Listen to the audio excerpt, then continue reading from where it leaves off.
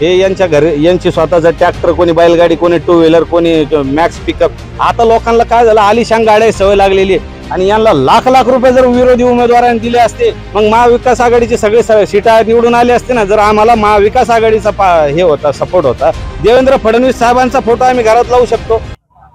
काही जण प्रश्न उपस्थित करतात की या सगळ्या उपोषणामागे कोणतरी आहे, नाहीतर मग खर्च कोण करतोय, हा सुद्धा प्रश्न तयार केला जातो. काय सांगा? आता आपण बघू शकतोय सर, हे सगळे जे लोक आलेले आहेत, हे यांच्या घरी यांची स्वतःचा ट्रॅक्टर, कोणी बैलगाडी, कोणी टू व्हीलर, कोणी मॅक्स पिकअप. पहिले लग्नाला जाताना ते ट्रक वगैरे करून द्यायचे, त्याच्यात जसे जायचे. आता लोकांना काय झालं, आलिशान गाड्या सवय लागलेली आहे. या निवडणुकीमध्ये आपण बघितलं 500 500 1000 रुपये देऊन लोकांना उमेदवार. तर आपण आता या ठिकाणी बैलगाडी पण बघू शकतोय. या अशा पद्धतीने, म्हणजे मी बैलगाडीचं बोलतच आहे, तर या ठिकाणी आपण बघतोय अशा पद्धतीने बैलगाडीने लोक आलेले आहेत. कारण त्याची परिस्थिती नाही ना, त्याची 4 व्हीलर घेऊन यायची परिस्थिती नाही.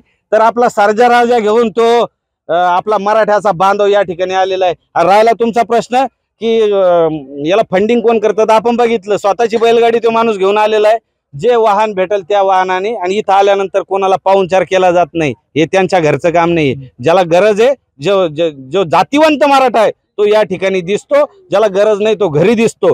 आणि राहिला प्रश्न, जर आम्ही कोणाच्या पाठीशी असतो, आम्हाला जर कोणाला हे केलं असतं, 6 कोटी मराठे साहेब, हे मराठ्यांना जर जर मनोज जरांगे पाटलांनी उमेदवार दिले असते आणि यांना लाख लाख रुपये जर विरोधी उमेदवारांनी दिले असते, तर एकानेही 1 लाख रुपये घेतले नसते आणि जरांगे पाटलाचे उमेदवार निवडून दिले असते. पण आम्हाला राजकारणाशी देणं घेणं नव्हतं. त्यामुळं आम्ही मग महाविकास आघाडीचे सगळे सीटा निवडून आले असते ना, जर आम्हाला महाविकास आघाडीचा हे होता, सपोर्ट होता. आणि मी आता तुमच्या चॅनलवर तर डायरेक्ट म्हणतोय ना, देवेंद्र फडणवीस साहेबांचा फोटो आम्ही घरात लावू शकतो, आम्ही एकनाथ शिंदे साहेबाचा लावू शकतो. अरे आम्हाला काय पाहिजे, आम्हाला फक्त आमच्या पोरांचं कल्याण जो करून देईल. आम्हाला राजकारणाशी घेणं देणं नाही ना. पैसा त्या तुमच्या चॅनलच्या माध्यमातून मी ते सांगितलं होतं